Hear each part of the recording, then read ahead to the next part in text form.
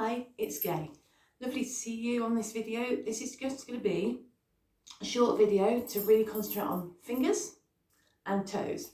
So I'm going to start with some that you can do while you're seated in a chair or in any position you're comfortable with, just to get everything moving around the hands, the wrists, the elbows and the shoulders.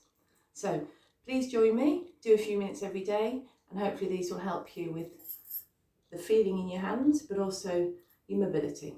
So all I want you to do, sitting nice and relaxed, so you're sitting on your chair, and all you're going to do is just bring your hands up in front of you, and you're going to stretch those fingers as wide as you can, and then you're going to do finger to thumb. Just taking your time, and then we're going to circle the wrists. Now as you start to circle the wrists, you can also circle the elbows slightly and get a little bit of movement through your shoulders too. And then we're going to circle them back in the opposite direction. Just let the wrists flow round. Should feel quite relaxed. Smooth movement if you can. And then bring your elbows back down to the side of you and have your hands as if you've got a plate of food on each one. From here, tucking your elbows in with your shoulders back and down, we're just going to gently take the hands away and then bring them back towards the centre. So you're literally just using those muscles around the top of the shoulders, the ones that help you to reach back behind you and put your seatbelt on if you're getting in the car or if you're putting your coat on. So these are your smooth movements, just with control. And if you want to, you can do this with the band as well to help you to gain a little bit more muscle work. So after you've done about 10 of those, you're going to relax the arms in and let the hands go down. With the shoulders back and round, just rolling them slowly. Just ease them off. Excellent. Then we're going to bring the hands up in front and we're going to flex the wrist up and push the hands down. So you're literally going to lift and lower. Now if you find this uncomfortable, you can actually rest your arms on the edge of the table and have your hands hanging over the edge. So if you imagine this is my table, and you can do it from that position there. So just up and down. So it's a literal movement, flex and then point. So the movement is here in the wrist. Good. Then we're going to circle them again. Just make it really smooth. And back the other way. This is nice to do in lovely warm soapy water. So stretching those fingers out, push them away, pull them back towards you, and just stretch and pull. So you're throwing the fingers away and then you're making a fist. So it's out and it's in, out and in. Really crisp, big movement, pushing them out, pulling them in. Lovely. One more, and then all you're going to do now is just wiggle the fingers, relax them down, give them a shake. From here, if you put your palms together, you're going to press one side, then the other. And the movement needs to be from this part of the wrist if you can get it. So you're literally just having the hands together, one pushes one way, one the other.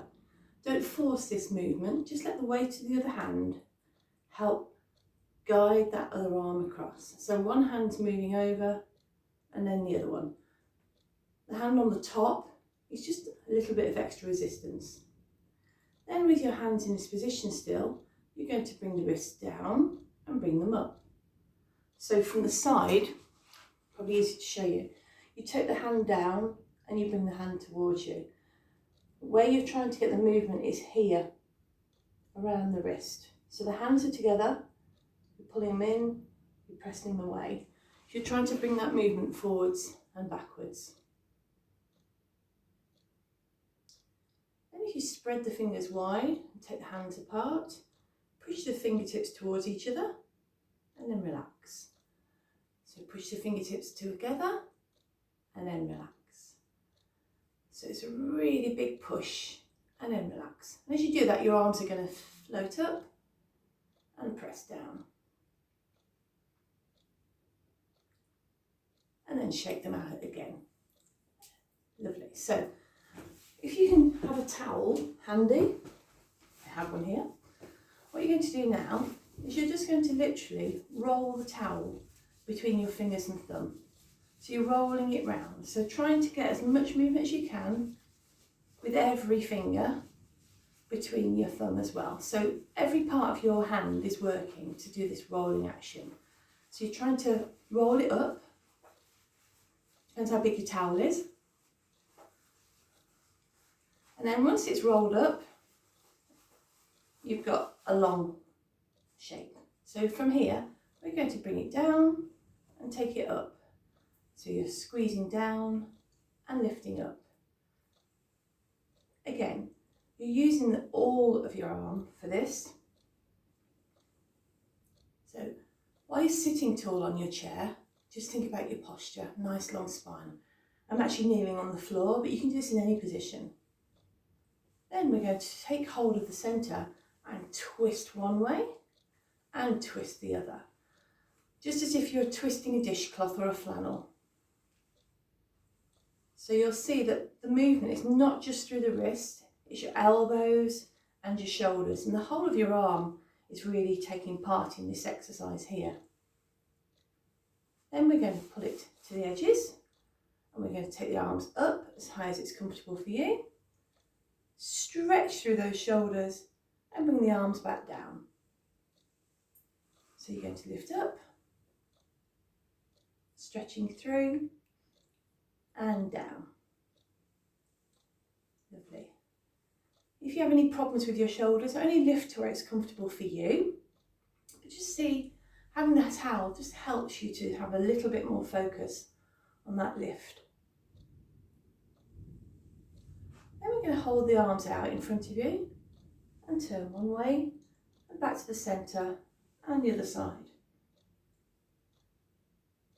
Just gently moving through the waist.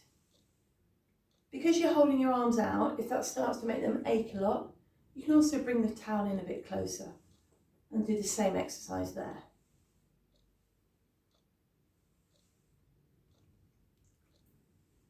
Okay, then we're going to take that towel and we're going to pop it into a smaller form that you can just really twist it away. One way, then the other.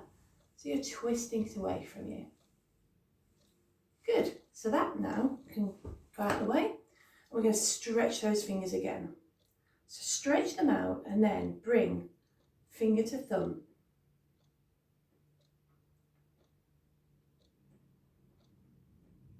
And a little bit quicker. Shake them out. Give them a really good shake.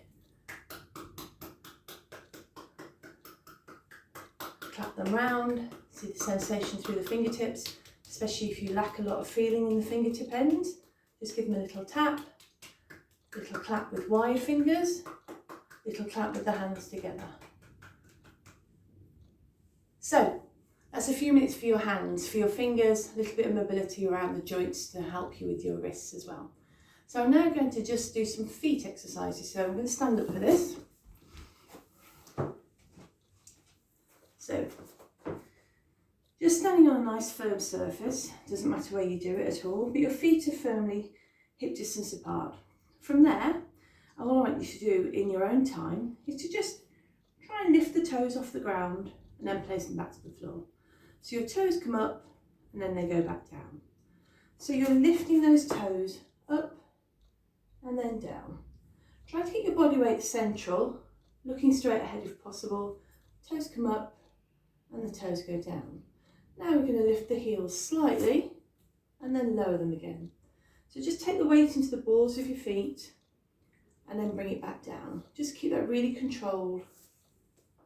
If you don't feel safe, you can use this as one to stand against a chair or some sort of support, so you know you're going to feel safe doing it. Okay, now we're going to go from heel to toe. Just rock forwards and backwards through those feet. So you're rocking forwards and backwards. Lovely. Now standing on one leg, take the other foot and circle around with your big toe still on the floor and then back in the opposite direction. That's really good. And then standing firmly on the other foot big toe on the ground, circle the leg around one way, and then circle it back in the opposite direction. And then with both feet on the floor, place your heels together and have your toes pointing away from you. So you're in the position where you're almost like a duck. Okay, so from here, you're going to do a very small knee bend and come back up. But the idea is to keep the feet flat on the floor and keep the backs of the heels together. So we're just trying to do a very small movement out through the legs, but keeping the heels together. And as you come back in, think about pulling up through the centre of your body with a piece of string. So you're pulling up inside and through. Then we're going to change that position so the toes are together and the heels are away. Now this will feel quite a strange position to stand in, but all I want you to do is to try to bring the knees forwards towards each other and then come back up out of it. So again, the toes stay touching, the knees come forwards, and then you come back out of it. As you're doing that, try and keep the spine long. Think about your posture, keep those tummy muscles working for you. It's not a big movement, you're just trying to get some stability there through those feet. Now, taking them apart again, you're going to bring your feet very close together. With your feet very close together, it's quite unstable, so we're going to work on your balance. So with your feet close, you're now going to take one knee up and back and stand on one leg only. This is where you can use support if you need to. So standing really tall, lengthen the spine, push the weight through that standing foot. So from the side, you look like this. And I say, you can hold on to anything you want to, but think about lengthening, pressing that foot into the floor. You're going to stand like that and do a count of 20. Now that will start to feel quite a long time. So if you want to use a stopwatch or something, so you don't have to worry too much about it, you'll find if you're just concentrating on the stand, your posture, those 20 seconds will go quite quickly. So do both legs. It's very important to make sure you're balanced both sides of your body. And you'll probably find, especially if you've got any foot injuries, that one side feels a lot easier than the other. And that's completely normal. So really, if you can, practice more, sort of 2 to 1. So do more on the leg that feels a bit weaker. So you've done your web leg stand. I'm now going to take the towel again and I'm going to place it on the floor. Now if you've got quite unstable, you can do this seated on a chair, because what I want you to do is to place the towel underneath the toes on one foot and try to drag it towards you. So I'm going to turn my towel over because that side doesn't want to move on my mat. So this is easier actually if you do it on something that wants to move, but you're trying to drag and claw those toes along the towel to feel the sensation. Same with the other foot, and actually, as you can see, this foot is able to move the towel in. That's all about using those toes. Okay, so with the towel out of the way again, still standing tall, we're going to take your body weight onto one foot only, but the other leg, this time is going to do a little bit of movement. So you're going to lift and you're going to press away. So we're going to do a little bit of movement just to work on the balance of the standing leg. You can circle the hip round, you can change direction, push the leg behind you, bring it in front of you. So all the time concentrating on this standing position here. So you're lengthening and you're lifting. So the leg moves, it circles, it presses away, but you're tall. Have a play with that one, just see how it feels. It might make you feel a bit wobbly, but that's fine as well. So now to the tandem stand, very important. You take one foot in front of the other, placing your body weight through the toes on the front leg and then through the heel on the back leg. Just shift your weight forwards and backwards and then find your point between those two extremes, standing tall, where you can feel as if your body weight goes right down through the centre. So you're here, you've got your string holding you up to the ceiling, you've got your length through the middle of the body, and you're just pressing now your body weight right down through the centre of both feet. And as you stand there, just relax your shoulders, just think about your feet working. Don't worry if they wobble a little bit. The longer you stand and the more you practice this, the easier it becomes.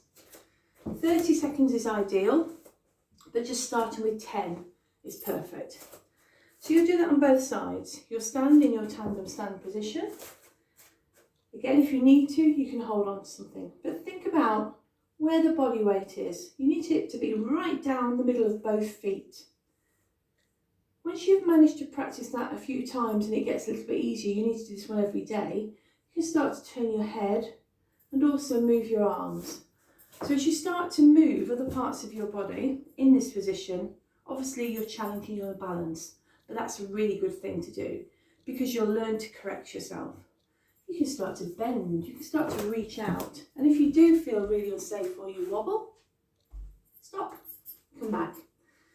So now from my tandem stand, I'm just going to use the length of the mat just to show this. You're going to do a heel toe walk. Now as you're walking heel to toe, just imagine you're on a tightrope, and then you're going to walk backwards heel to toe. Some people really don't feel safe doing this, so nothing wrong with doing it in the kitchen with the worktop. So you've got the support as you move forwards and backwards. So we've done quite a lot of work on the hands and the wrists, stretching, touching, sensation work with the feet, moving the toes, lifting the heels. Doing that tandem stand is very important, and also the one-legged stand. Those will all help you with your balance. With the sensation of your feet, try standing on different surfaces. You know, go into the kitchen if you've got a cold floor, just stand on the floor and just move your toes around. Get onto the carpet, claw it with your toes. You need to be barefoot for that one. Maybe using a cushion, standing on the cushion with one leg. You'll feel wobbly, but it'll help you to balance. You can stand on with both feet. You can start to practice standing on uneven surfaces but staying safe. So cushions are really useful for that because you can actually build up that one leg stand strength to the point where you actually feel safe to move around while you're on an unstable surface. So just with a cushion and a towel, you can do quite a few things that can help you with your balance, but also more importantly with the sensation through the feet, through your hands, and getting those wrists and ankles mobile and strong. See you soon. Take care. Bye for now.